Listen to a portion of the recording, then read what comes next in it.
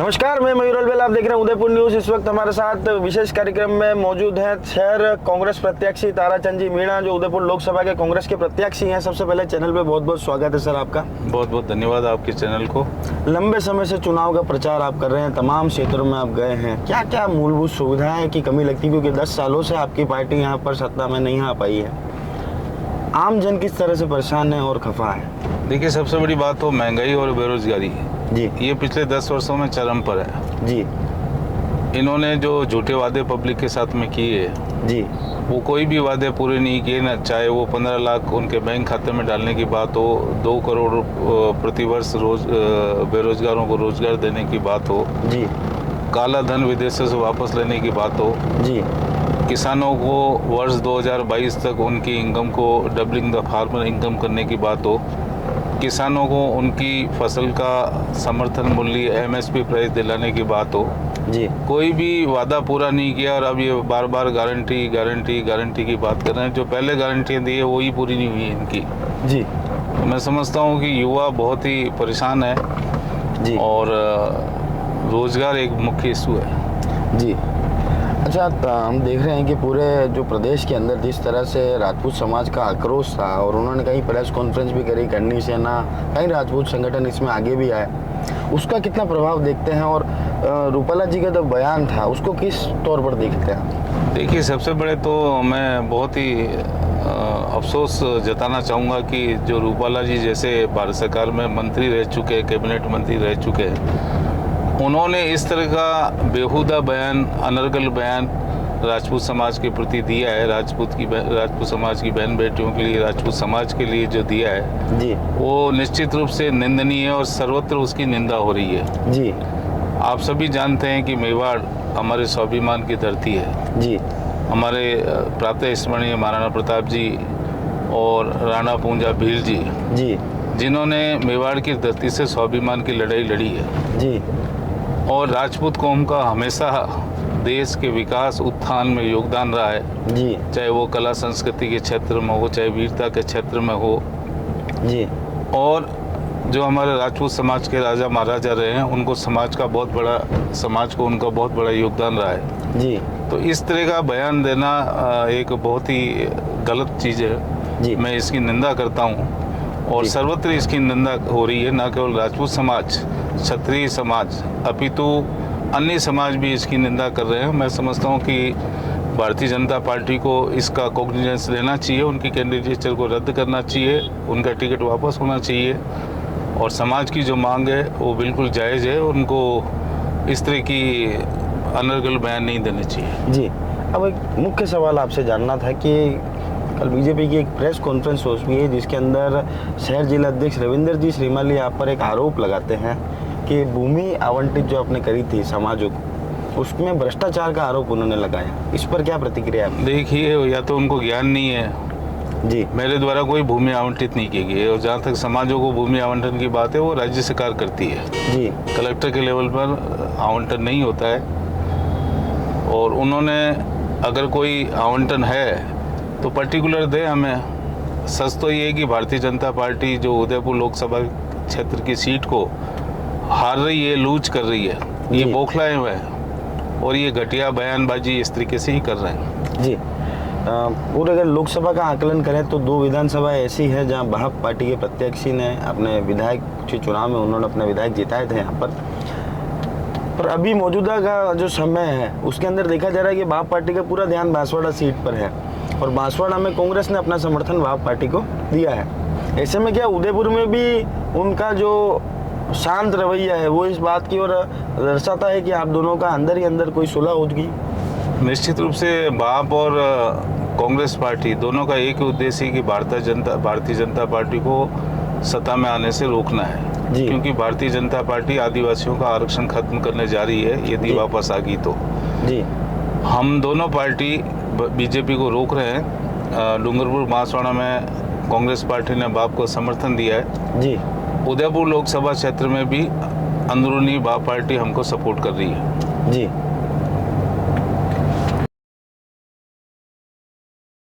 लंबा समय आपको तैयारी करते करते हो गया, यहाँ पर आप लंबे समय से क्षेत्र के अंदर घूम रहे हैं, 5 ऐसे काम जो आपने नोट करे हों, क्योंकि आप विजनरी पर्सन रहे हैं, कलेक्टर रहे हैं, आपने पहले भी आपके 30 वर्षों का जो कार्यकाल रहा उसमें कई ऐसी चुनौतियां आपके सामने आई होगी। क्या 5 ऐसे विकास के कार्य रहेंगे जो आपके प्रमुख एजेंडे में रहेंगे?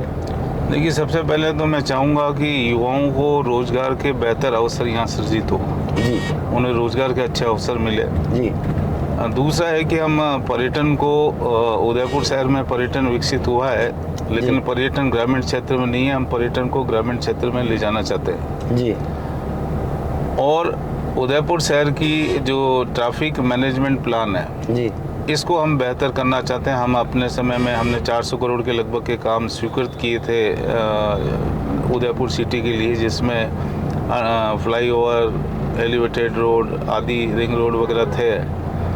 तो हम चाहते हैं कि उदयपुर के ट्रैफिक को अच्छा किया जाए, क्योंकि पर्यटन के सीजन में ट्रैफिक की कंजेशन होता है जी।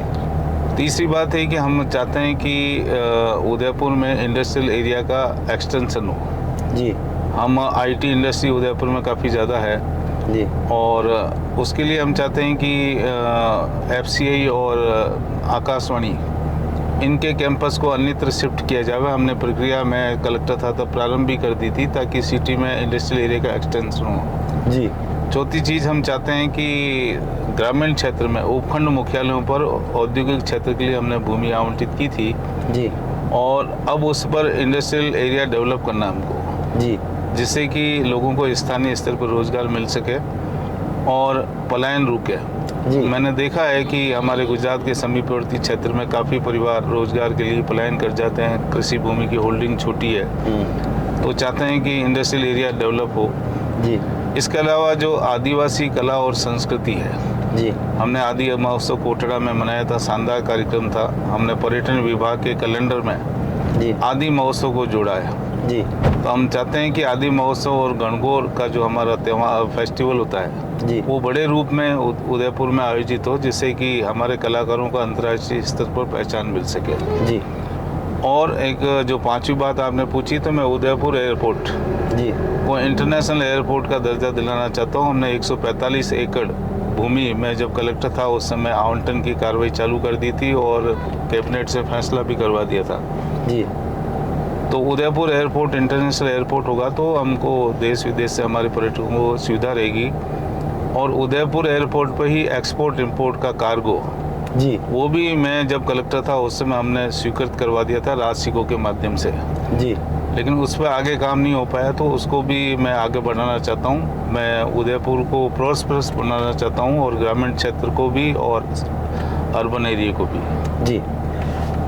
कई बार अभी जैसे आपने मिशन कोटड़ा का जिक्र करा, आपने आदि महोत्सव में कराया था, पर कई बार बीजेपी के जो मुखिया हैं, नरेंद्र मोदी जी खुद आपकी तारीफ कर चुके हैं। प्रदेश के जो मुखिया रहे अशोक गहलोत जी आपके कार्यों के काफ़ी मुरीद रहे, वो कई बार आपकी तारीफ करी।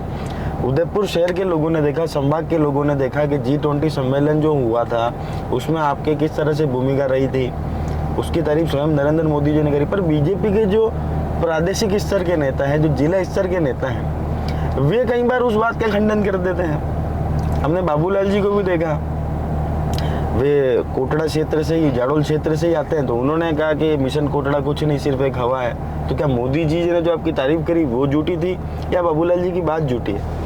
देखिए, कोई भी अवार्ड फाइनल होता है तो काफ़ी गहन उस पर परीक्षण किया जाता है। मिशन कोटड़ा का जो अवार्ड है वो प्रधानमंत्री की प्राइम मिनिस्टर अवार्ड के लिए शॉर्ट लिस्ट हुआ था जी, मुख्यमंत्री अवार्ड उस पर मिला है, तो ये अवार्ड यूं ही नहीं मिल जाते हैं। जी, G20 का जो पहला शेरपा सम्मेलन था, हमारे देश की एक शान का प्रश्न था। जी, जी, उदयपुर में हमने मेज़बानी ली। मैंने बहुत प्रयास करके G20 सम्मेलन की मेज़बानी उदयपुर को मिली, इसके लिए मैंने व्यक्तिगत तौर पर प्रयास किया। मैं जो मुख्य शेरपा थे हमारे अभिकांत साहब, उनको रिक्वेस्ट करके उसको लिया था और वो सम्मेलन G20 का, चूँकि देश की प्रतिष्ठा का प्रश्न था, इतना शानदार ढंग से उदयपुर में आयोजित किया कि हमारे प्रधानमंत्री जी ने खुद हमारे मुख्यमंत्री जी को वीडियो कॉन्फ्रेंस में उदयपुर के G20 सम्मेलन की तारीफ की। जी, तो ये तारीफें यूँ नहीं होती, काम बोलता है, व्यक्ति का काम बोलता है। जी। कल हमने देखा कि व्हाट्सएप के अंदर तमाम जितने ग्रुप थे उन सभी के अंदर एक मैसेज वायरल हो रहा था कि आज ही के दिन 1 वर्ष पूर्व उदयपुर कांग्रेस के जो प्रत्याशी हैं ताराचंद जी मीणा, उन्होंने धारा 144 का उपयोग कर हनुमान जयंती पर आपने धारा 144 का उपयोग करा था। इस बात में कितनी सत्यता है? देखिए, ये बात सरासर झूठ है और ये बीजेपी का प्रोपेगेंडा है। न तो हनुमान जयंती के आयोजन पर मैंने कोई रोक लगाई है, बल्कि मैं तो ये कहूँगा कि हनुमान जयंती मनसापूर्ण हनुमान जी बदनौर की हवेली जी, उसमें 1 वर्ष पूर्व मैं खुद हनुमान जयंती के अवसर पर भगवान श्री हनुमान के दर्शन करने के लिए गया था जी। आरती मैंने खुद ने की थी जी। काफ़ी देर तक मैं पार्टिसिपेशन मैंने किया था और काफ़ी बड़ी संख्या में लोग वहाँ मौजूद थे जी। इस वर्ष भी कल मैं हनुमान जयंती के अवसर पर उसी मनसापूर्ण हनुमान जी के मंदिर में बदनौर की हवेली में गया था। कल भी काफ़ी संख्या में लोग उपस्थित थे जी। तो ये बीजेपी इतना घटिया दर्जे की बात कर रही है जी। मैं हनुमान जी का पूजा करता हूँ, महादेव की पूजा करता हूँ जी। मैं धर्म प्रेमी हूँ, सनातनी हूँ, हिंदू धर्म को मानता हूँ जी। इस तरह के वाहियात आरोप केवल राजनीतिक लाभ के लिए लेना अत्यंत निंदनीय कृत्य मैं उनका मानता हूँ। जी। अच्छा, अब आज शाम के बाद सारे चुनाव प्रक्रिया बिल्कुल थम जाएगी। आम वोटरों से जो जिन लोगों से आप अब तक नहीं मिल पाए, उनको चैनल के माध्यम से कोई अपील कि वो आपको वोट दें तो क्यों दें? मैं ये अपील करता हूँ कि पहले तो सबसे पहले अपील करता हूँ कि इस लोकतंत्र के पर्व में अपने मताधिकार का अधिक से अधिक उपयोग करें, प्रत्येक मतदाता अपना वोट कास्ट करे। दूसरा मैं ये कहना चाहता हूँ कि जो एक योग्य प्रत्याशी के रूप में कांग्रेस ने मुझे टिकट दिया है और मुझे उदयपुर ने जांचा परखा है 2 वर्ष तक जी, तो अच्छे प्रत्याशी को जिताएं, कांग्रेस का साथ देवें, कांग्रेस की पार्टी के पक्ष में मतदान करें जी। अगर अच्छा प्रत्याशी लोकसभा से चुनकर जाएगा तो उस क्षेत्र का विकास होगा, उस क्षेत्र के लोगों की समस्याओं का निवारण होगा जी। मैं इस अवसर पर यह भी उल्लेख करना चाहूँगा कि गत 10 वर्षों में जो भारतीय जनता पार्टी के MP रहे हैं जी, आप उनके वर्किंग को भी देख लें जी। MP के रूप में उनका कोई उल्लेखनीय काम 10 वर्षों में नहीं हुआ है। जी। मैं ये अपने जो दर्शक हैं आपको उनको मैं अपील करना चाहूँगा कि आप 5 साल एक बार मुझे मौका दें और फिर देखें कि 5 साल में 25 साल का काम कैसे होता है। जी, तो 5 साल में 25 साल का काम देखना चाहते हैं तो ताराचंद जी को मौका देने की बात ताराचंद जी ने यहाँ पर करी है। और विशेष मुलाकात हमारी ताराचंद जी से। 26 तारीख का दिन मुकम्मल है। किसी भी पार्टी को मतदान करना है पर मतदान जरूर करना है, अपने घरों से बाहर निकलना है। अगर एक सुंदर राष्ट्र बनाना चाहते हैं तो आपके एक मत की आवश्यकता है। जय हिंद, जय भारत, जय मेवाड़।